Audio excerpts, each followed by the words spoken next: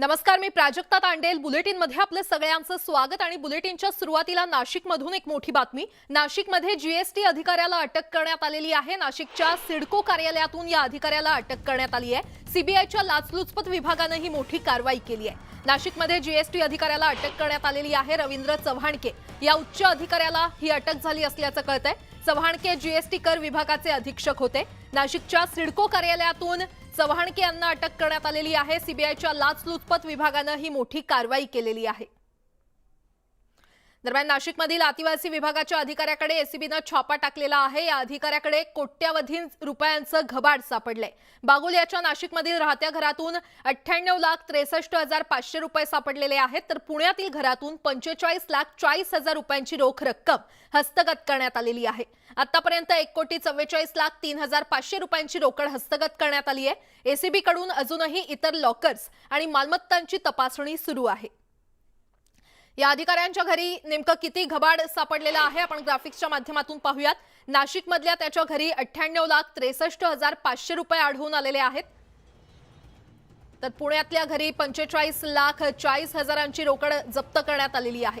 एकूण 1,44,00,000ची रोकड या अधिकाऱ्याच्या घरातून जप्त करण्यात आली आहे.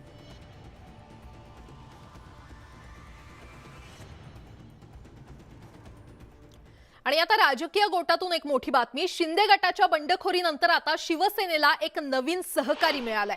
संभाजी ब्रिगेड आणि शिवसेना एकत्र आलेले आहेत. दोन्ही पक्षांचा लवकरच एक संयुक्त मेळावा आयोजित केला जाणार आहे. यावेळी झालेल्या पत्रकार परिषदेत बोलताना उद्धव ठाकरेंनी पुन्हा एकदा भाजपवर टीका केली आहे. देशात प्रादेशिक पक्ष चिरडण्याचा कट सुरू असून लोकशाही संकटात असल्याचा आरोप त्यांनी केलाय. प्रादेशिक अस्मिता टिकवण्यासाठी आपण संभाजी ब्रिगेड सोबत एकत्र आल्याचं त्यांनी म्हटलंय.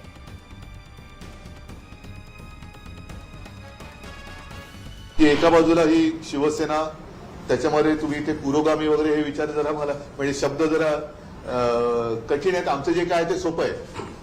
जे काय हिंदुत्व आहे ते सुद्धा रोखतो काय, महाराष्ट्राची भूमिका सुद्धा रोखतो काय, जी काय भूमिका आहे ती रोखतो काय, आणि ती तुम्हाला पटली म्हणून तुम्ही एकत्र आलेला आहात. आपल्या सर्वांच्या साक्षीने मी आज आमच्या या नवीन म्हणजे शिवसेना आणि संभाजी ब्रिगेडची युती म्हणून मी नवीन म्हटलं, नाहीतर शिवसेना आणि संभाजी ब्रिगेड यांची काय ओळख करून देण्याची आवश्यकता नाहीये. तर या लढवय्या सहकाऱ्यांचं स्वागत करतोय आणि तुमचं अभिनंदन करतोय. मला नक्की खात्री आहे ही युती आपली जी झाली ती काही केवळ निवडणुका डोळ्यासमोर ठेवून झालेली नाहीये. कारण निवडणुका डोळ्यासमोर ठेवून जर झाली असती तर आत्ताच्या काळात तुम्ही आला नसता. आम्ही सत्तेत होतो म्हणजे अजूनही सत्ता येणारच आहे पुढे, पण काही नसताना तुम्ही सोबत आलेला आहात. आणि लढताना जे एकत्र येतात त्याचं शौर्य आणि त्याची साथ ही फार मोलाची असते. मुख्यमंत्री कोणी असलं तरी त्यांची संदेश यंत्रणा ही पक्की पाहिजे. मी असं म्हटलं होतं की मधल्या काळामध्ये एक असं प्रकरण आलं की केंद्राचा निर्णय होता की कंत्राटी पद्धतीने सगळं करावं. त्याच्यावर मी असं म्हटलं होतं की असं जर असेल तर आपण पंतप्रधान आणि मुख्यमंत्री सुद्धा कंत्राटी पद्धतीने का नेमू नये, टेंडर काढा आणि मुख्यमंत्री आणि पंतप्रधान अपॉइंट करा, असं माझं ते वाक्य आहे. बरं झालं ते माझ्यापासून दूर गेले. त्याच्यामुळे माझा असंघाशी संघ जो होता तो गेला. तर जाऊ दे, मला त्यांच्याबद्दल बोलायचं नाही. पण त्यांनी त्यांची इतर वेळेला ज्या काही त्यांच्या हेर यंत्रणा कार्यरत असत तसं आमच्या भाषणाच्या सुद्धा नीट माहिती घेऊन बोलत जावं. भाजपा आमदार नितेश राणे यांनी मुंबई महापालिका आयुक्त इक्बाल सिंग चहल यांना पत्र पाठवलंय. यात त्यांनी आदित्य सेनेच्या टक्केवारी गँगमुळे पालिका भ्रष्टाचारासाठी चर्चेत असल्याचं म्हणत गंभीर आरोप केलेत. प्रशासक या नात्यानं आपल्यावर पालिकेची ही भ्रष्टाचारी ओळख पुसण्याची जबाबदारी आहे. त्यामुळे भ्रष्टाचाराविरोधात कडक कारवाई करण्याची मागणी नितेश राणे यांनी या पत्रातून केली आहे. दरम्यान नितेश राणेंनी केलेल्या आरोपांमुळे नवा वाद निर्माण होण्याची शक्यता आहे.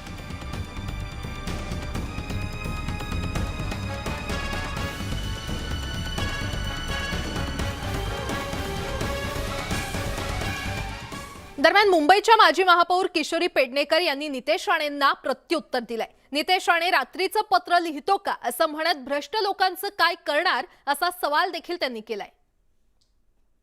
नितेश राणे रात्रीचा पत्र लिहितो का मला माहिती नाही. अरे भ्रष्ट म्हणणाऱ्यांना तुम्ही सगळ्यांना गोदीत घेतलात. त्यांचं पहिलं काय करणार ते नितेश राणेंनी पहिलं उत्तर द्यावं. सगळ्या बाजूनी आदित्य आणि उद्धवजी ठाकरे यांच्यावर रान पेटूनही तुम्हाला आज सांगते, मुंबई महानगरपालिका उद्धवजी बाळासाहेब ठाकरे हे जिंकणार आहेत. दिसणारा पुढचा चेहरा हा दिल्लीपर्यंत जाणारा चेहरा आत्ताच अडवला पाहिजे. कारण त्यांच्याकडे आपण पाहिलंय, भारतीय जनता पार्टीमध्ये पाहिलं आपण, जे जे पंतप्रधानांच्या खुर्चीला नुसतं असं बघितलं तरी लगेच पत्ते कट होत आहेत. आदित्य तर शिवसेना पक्षाचे एक युवा नेते आहेत, तर त्यांना थांबवण्यासाठी घरातनं फोडलेले सगळे अंगावर सोडायचे आणि त्यांच्याकडनं काट्यानी काटा काढायचा. तर घरका भेदी लंका ढाये असं म्हणत किशोरी पेडणेकर यांनी शिंदे गटावर निशाणा साधला. पाहुयात त्यांनी नेमकं काय म्हटलंय. आमच्याच घरातल्यानी शिवसेना पक्षाच्या घराला आग लावली आहे, त्यामुळे कोणी उठतंय, सूड घेऊन येतंय आणि आग लावण्याचं काम करतंय. त्यामुळे घरका भेदी लंका जाली ही जी म्हण आहे त्याचे प्रत्यय महाभारतात याच्यात त्याच्यात घडले, ते प्रत्यय आता आपल्याला रामायणात घडले, महाभारतात घडले, ते आता आपल्याला प्रत्यक्षात कलियुगात दिसायला लागले. वाटेल त्या मार्गाने खोटं बोलायचं, रेटून बोलायचं आणि लोकांना सत्य आहे असं कसं भासवायचं ह्याच्याच रंगीत तालीम सगळ्या चालू आहे.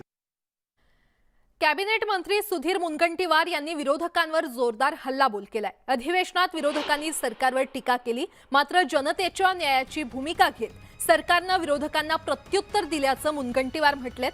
तर सामनावर देखील त्यांनी भाष्य केलेलं आहे. सामना हे वृत्तपत्र नसून पक्षाचं परिपत्रक असल्याचं ते म्हटलंय.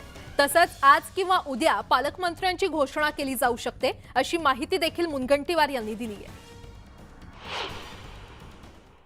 विविध विषयांवर या अधिवेशनात विरोधकांनी अतिशय असफल प्रयत्न करून सरकारला घेरण्याचा प्रयत्न केला, पण सरकारनेच विरोधकांच्या प्रत्येक प्रश्नाचं उत्तर देत विरोधकांच्या प्रश्नाच्या बाबतीमध्ये सरकारने जनतेला न्याय देण्याची भूमिका.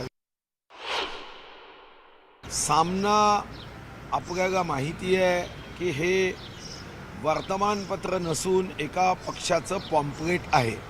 त्या पॉम्पलेटमध्ये जनतेचे प्रश्न, जनतेच्या समस्या, कष्टकऱ्यांच्या समस्या सोडवण्याच्या ऐवजी आपल्याला राजकीय टीका करण्यासाठी फक्त आणि फक्त या वर्तमानपत्राचा उपयोग होतो.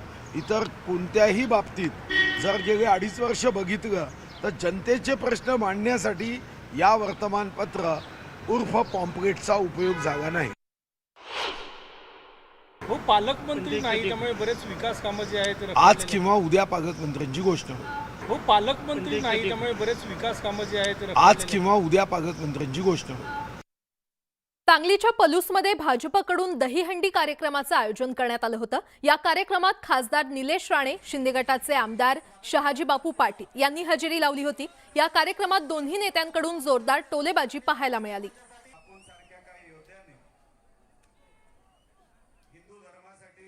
शाहरुख खान एवढी क्रेज तुमची महाराष्ट्रभर झाली.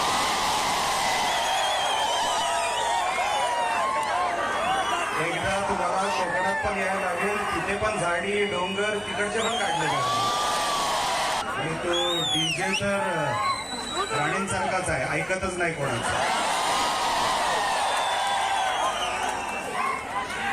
मध्ये मध्ये आपण चालूच आहे पहिलं. राणे साहेब बसलेत, राणे इकडे देशमुख आहे, मानसिक आहे म्हणली पाटील जो माता.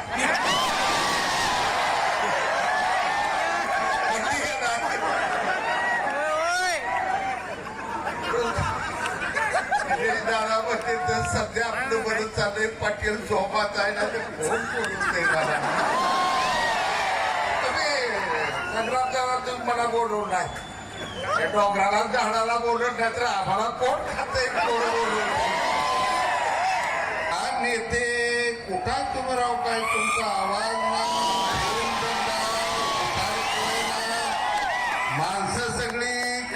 पडले ते आम्ही सध्या गुवाहाटीला आहे. झाडी डोंगर काय हाती सगळं काय आणि येणाऱ्या निवडणुकीला संग्रामदादा देशमुख आमदार काही दहीहंडी काय ती तासगावचं शिवनेरी मंडळ.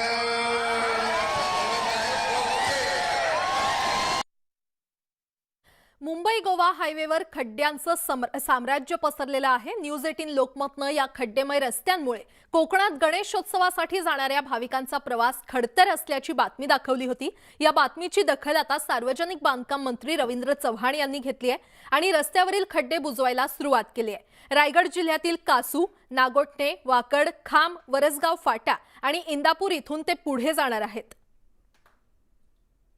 आपण 2 दिवसापूर्वी घोषणा केली होती, साधारणपणे अधिवेशनात घोषणा केली होती 25 ऑगस्ट 26 ऑगस्टपर्यंत सर्व खड्डे बुजले जातील.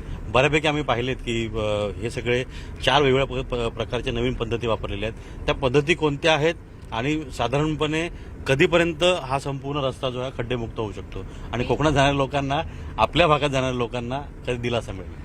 खरं तर या सगळ्या गोष्टीमध्ये 100% या सगळ्या गोष्टी सुरळीत होऊ शकतील का, तर त्याचं उत्तर की ते होणार नाही. परंतु जो रिलीफ मिळाला पाहिजे, की ज्याची गेल्या काही दिवसापासून सातत्याने चर्चा होत होती की इथे कोणी लक्षच देत नाहीये, ती आज या सगळ्या गोष्टीमध्ये कुठेतरी आपल्याला लक्षात येईल. आपणही पाहिलं असेल की वेगवेगळ्या प्रकारे मग तिथे खड्डे कशा पद्धतीने भरले गेले पाहिजेत, अशा 3-4 पद्धतीने जिथे जास्त मोठ्या प्रमाणात पाणी साचलं जातं त्या ठिकाणी कॉन्क्रिटीकरण करणं, या सगळ्या गोष्टी करून त्याला झटकन रिलीफ कसा मिळाला पाहिजे, या सगळ्या गोष्टी आम्ही करण्याचा प्रामाणिकपणे प्रयत्न केलाय. काही अडथळे असे होते जे आता काही आधीचे मंत्री असतील किंवा विरोधी पक्षातील आमदार असतील यांचं असं म्हणणं होतं की वन विभागाच्या जागा आहेत किंवा केंद्र सरकारची काही ठिकाणी परवानगी मिळालेली नाहीये, तर आता आपली सत्ता इथेही आहे आणि केंद्रातही आहे, तर तो समन्वय साधला जाईल का? मी वन खात्याच्या संदर्भातल्या 3-3 किलोमीटरचे 2 पॅचच्या संदर्भात आता ही चर्चा झाली. मी इमिजिएटली त्यांना सांगितलं की या संदर्भामध्ये काय ज्या अडचणी आहेत, त्याच्यामध्ये असणारे जे हर्डल्स आहेत, ते इमिजिएटली त्या संदर्भातलं पत्र लिहूया आणि आदरणीय सुधीर भाऊंशी बोलून, सुधीर भाऊ किती पॉझिटिव्हली आणि किती गतिमान पद्धतीने काम करतात आपल्याला माहीत आहे, त्यामुळे ते नक्कीच या सगळ्या गोष्टींमध्ये 2 ते 4 दिवसामध्ये त्यामधला निर्णय देऊन त्यातले हर्डल्स काढून टाकतील. व्हिडिओ संदीप मोरेसह अजित मांढरे, न्यूज 18 लोकमत, रायगड. आणि आता एक मोठी बातमी. गुलाम नबी आझाद यांच्या राजीनाम्यानंतर आता जम्मू काश्मीरमध्ये काँग्रेसमध्ये खळबळ उडालेली आहे. जम्मू काश्मीरमधील काँग्रेसच्या 5 आमदारांनी पक्षाचा राजीनामा दिला असल्याचं कळतंय. आझाद यांनी नवीन पक्ष स्थापन केला तर त्यांच्यासोबत जाणार असल्याचं या आमदारांनी म्हटलेलं आहे. या क्षणाची अतिशय मोठी बातमी आपण पाहतोय.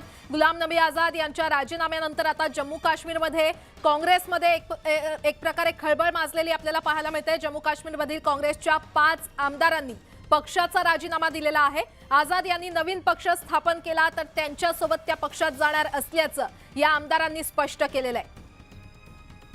काँग्रेसमध्ये एक प्रकारे गळती लागली असल्याचं पाहायला मिळतंय. राष्ट्रीय स्तरावरची ही मोठी बातमी आपण पाहतोय. गुलाम नबी आझाद यांच्या राजीनाम्यानंतर जम्मू काश्मीर काँग्रेसमध्ये खळबळ उडालेली आहे. जम्मू काश्मीरमधील काँग्रेसच्या 5 आमदारांनी पक्षाचा राजीनामा दिलाय तर आझाद यांनी नवीन पक्ष स्थापन केला तर त्यांच्यासोबत जाणार असल्याचं या आमदारांनी म्हटलेलं आहे. जम्मू काश्मीरमध्ये काँग्रेसला मोठा झटका बसलेला आपल्याला पाहायला मिळतोय. काँग्रेसच्या 5 आमदारांनी राजीनामा दिलेला आहे.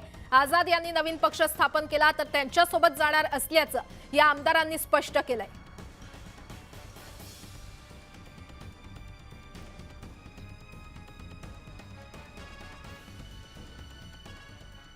आणि आता आणखीन एक मोठी बातमी. महाराष्ट्राचे माजी गृहमंत्री अनिल देशमुख यांना आर्थर रोड कारागृहात अचानक चक्कर आली असल्याचं कळतंय. छातीमध्ये दुखू लागल्यानं त्यांना तात्काळ खासगी रुग्णालयामध्ये आणण्यात आलेलं आहे.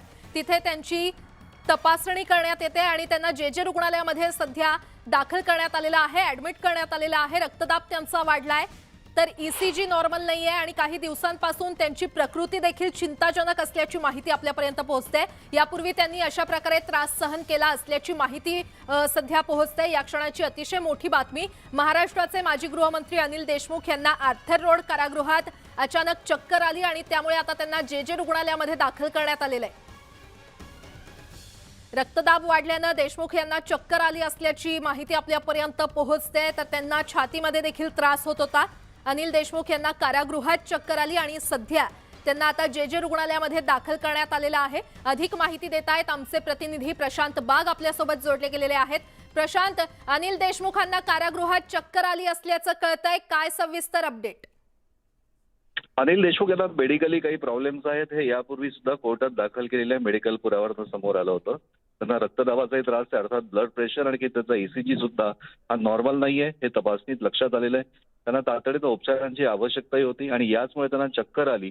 डॉक्टरांनी तातडीने त्यांना दाखल केलंय, उपचार सुरू केलेले आहेत। त्यांना विश्रांतीचा सल्ला सुद्धा देण्यात आलेला आहे। आवश्यकता अनेक त्यांच्या टेस्ट केल्या जाणार आहे। आताच त्यांचा ECG जो काढण्यात आला आहे तो नॉर्मल नाहीये, BP सुद्धा शूट झालेला आहे। 2D इको सुद्धा त्यांचं स्टेबल झाल्यानंतर केलं जाणार आहे। जे हॉस्पिटलमध्ये त्यांच्यावर एका विशेष कक्षामध्ये आता उपचार सुरू आहे।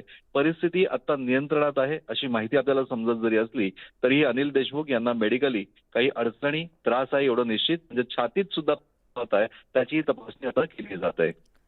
बरं प्रशांत, धन्यवाद या सविस्तर माहितीसाठी।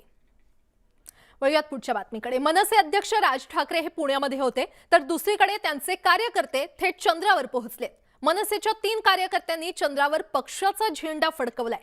पाहुयात मनसेच्या चंद्रयान मोहिमेचा हा खास report. Liftoff will start in T-10 seconds.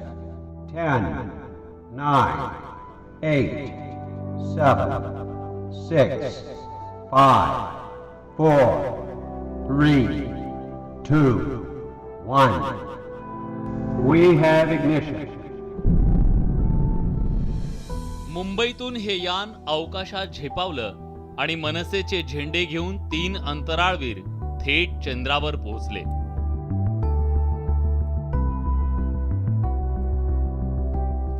हिंदुत्वाचा मुद्दा हाती घेतलेल्या मनसेनं आता जग जिंकायला सुरुवात केली आहे। चंद्रावर जाऊन मनसेच्या कार्यकर्त्यांनी त्यांच्या पक्षाचे झेंडे फडकावले। मनसेच्या चंद्रयान 3 मोहिमेतून हे तिघे चंद्रावर पोहोचले। चंद्रावर जाण्याची संधी त्यांना मिळाली। चंद्रावरील विवर बघण्याची संधी या तिघांनी साधून घेतली। पण थोडं थांबा, हे खड्डे आणि विवर चंद्रावरचे नाहीयेत, तर हे खड्डे मुंबईतल्या घाटकोपरमध्ये आहेत। मात्र चंद्रालाही लाजवतील असे हे खड्डे आहेत। नागरिकांना या खड्ड्यांचा त्रास होतोय, मात्र पालिकेच्या अधिकाऱ्यांना हे खड्डे दिसत नाहीयेत। त्यामुळे मनसेनं हे अभिनव आंदोलन केलं। मला असं वाटतं की ह्या खड्ड्यांविषयीचं आंदोलन आता महाराष्ट्र नवनिर्माण सेना याहीपेक्षा अधिक तीव्र करणं गरजेचं आहे। आणि माझ्यामध्ये आता हे आंदोलन फक्त आम्ही खड्डे दाखवतोय, इथून पुढे त्या खड्ड्यामध्ये अधिकाऱ्यांना आम्ही बसवणार। सत्तेत बसणारी व्यक्ती एवढा घोटाळा होत आहे, मी एक सांगू शकत नाही की जो बसला त्यांनी काय सगळे त्यांना, मी जसं मगाशी बोलले, त्यांच्या घरचा कोणीही व्यक्ती या दुर्घटनेत जात नाही। असं कधी झालं तेव्हा त्यांना कळेल की रस्त्याची परिस्थिती काय आहे। आता बोरिवलीला घडलं आणि अनेक ठिकाणी घडलंय, ह्यांचे डोळे कधी उघडणार आहे की हे आपसात भांडतच राहणार आहे। मनसेच्या कार्यकर्त्यांनी थेट चंद्रावर धडक मारल्यानंतर अखेर पालिकेच्या अधिकाऱ्यांना जाग आली। ज्या ठिकाणी आंदोलन करण्यात आलं तिथले खड्डे बुजवण्यात आले। एकंदरीतच पालिकेनं त्यांचा कारभार सुधारण्याची गरज आहे, नाहीतर मुंबईकर खड्ड्यांना कंटाळून चंद्रावर राहिला जातील या शंकानं। विशाल पाटील, न्यूज 18 लोकमत, मुंबई। नंतर आपलं पुन्हा एकदा स्वागत। मशिदीवरील भोंग्यांवरून मनसे आक्रमक झाली होती, मात्र आता मुंबईतील जामा मशिदीनं यावर नामी तोडगा काढलाय। मुंबईतल्या मुस्लिम समुदायामध्ये प्रतिष्ठित मानल्या जाणाऱ्या जामा मशिदीच्या विश्वस्तांनी नुकतंच अल इस्लाह या नावाचं एक मोबाईल ॲप लॉन्च केलंय। याचं स्वागत आता मनसेकडून देखील करण्यात आलेलं आहे। पाहुयात त्याविषयीचा हा स्पेशल रिपोर्ट। काही दिवसांपूर्वी मनसेकडून भोंग्यांविरुद्ध राज्यभरात जोरदार आंदोलन छेडण्यात आलं होतं। मनसे अध्यक्ष राज ठाकरेंनी देखील म्हटलं होतं की हा राजकीय विषय नसून सामाजिक विषय आहे आणि भोंग्यांविरोधातील आंदोलनानंतर 92 ते 93% मशिदींवरील भोंग्यांचा आवाज कमी झाल्याचा दावा देखील मनसेकडून करण्यात आला होता। आता सुधारित तंत्रज्ञानाचा मोबाईलचा वापर करून धार्मिक गोंगाट कमी करता येऊ शकतो याचं उदाहरण जामा मशिदीनं दाखवून दिलंय. मुंबईतल्या मुस्लिम समुदायामध्ये प्रतिष्ठित मानल्या जाणाऱ्या जामा मशिदीच्या विश्वस्तांनी अल इस्लाह नावाचं मोबाईल ॲप लॉन्च केलंय. इस्लाह म्हणजे सुधारणा. या अल इस्लाह ॲपच्या माध्यमातून मोबाईल वापरकर्त्याला नमाजची वेळ झाली की थेट अलर्ट जाईल. जुमा मशिदीमध्ये जेव्हा अजान दिली जाते तेव्हा या ॲपच्या माध्यमातून ती अजान मोबाईल वापरकर्त्यांना थेट लाईव्ह ऐकता येईल. भोंगा वा लाऊड स्पीकरची गरजच पडणार नाही. त्यामुळे ध्वनी प्रदूषण होण्याचा प्रश्नच नाही. टेक्नोलॉजी का सहारा लेकर एक ऐप बनाने की कोशिश की गई और कि लोग जो है वो अपने घर के अंदर बैठकर भी मस्जिद की अजान को सुन सकते हैं. अजान को सुनना और नमाज को अंदर आना एक ये अलग, दोनों चीज़ें अलग अलग है. स्पीकर पे अजान और माइक पे अजान होना ये ज़रूरी भी नहीं है, लेकिन कहीं ना कहीं ये चीज़ें एक धर्म से जुड़ी हुई है तो हम इसको छोड़ भी नहीं सकते. जामा मशिदीच्या या अनोख्या अल इस्लाह ॲपमुळं हा गोंगाट रोखण्यासाठी आता मुस्लिम समाज आणखी 2 पावलं पुढे गेलाय असं म्हणत मनसेकडूनही स्वागत करण्यात आलंय. असा प्रयोग संपूर्ण देशभरातील मशिदींमध्ये केला पाहिजे अशी मागणी सुद्धा मनसेकडून करण्यात आलेली आहे. जामा मस्जिदींनी जो काय ॲप बनवला आहे त्या ॲपचं मी स्वागत करतो. कारण मुस्लिम समाजामध्ये ही साक्षरता जी निर्माण झालेली आहे किंवा साक्षरता जी तयार झाली आहे त्याचंही मी स्वागत करतो. आमचं मुळात हेच म्हणणं होतं की देशभराच्या मशिदींनी जामा मशिदीचा जो हा ॲपचा प्रयोग आहे हा सगळ्यांनी करावा. या ॲपमुळे महाराष्ट्राच्या राजकारणामध्ये अशांतता आली होती ती आता शांत होणार आहे. तसंच टेक्नॉलॉजीचा योग्य वापर सुद्धा यामुळे झालाय. त्यामुळे येणाऱ्या काळात मशिदींवरील भोंग्यांची जागा हे ॲप घेणार का हे पाहणं महत्त्वाचं ठरेल. विशाल पाटील, न्यूज 18 लोकमत, मुंबई. आणि आता इंटरनेट वापरकर्त्यांसाठी एक मोठी बातमी आहे. 12 ऑक्टोबर पासून 5G सेवा सुरू होण्याची शक्यता आहे. देशातील 13 शहरांमध्ये 5G सेवेला सुरुवात होईल. केंद्रीय मंत्री अश्विनी वैष्णव यांनी ही माहिती दिली आहे. अहमदाबाद, बंगळुरू, चंदीगड, चेन्नई, दिल्ली, गांधीनगर, गुरुग्राम, हैदराबाद, जामनगर, कोलकाता, लखनौ, मुंबई आणि पुणे या शहरांमध्ये 5G सेवा सुरू होऊ शकते. पुढील 2 ते 3 वर्षात संपूर्ण देशात 5G सेवा पोहोचेल असा विश्वास देखील वैष्णव यांनी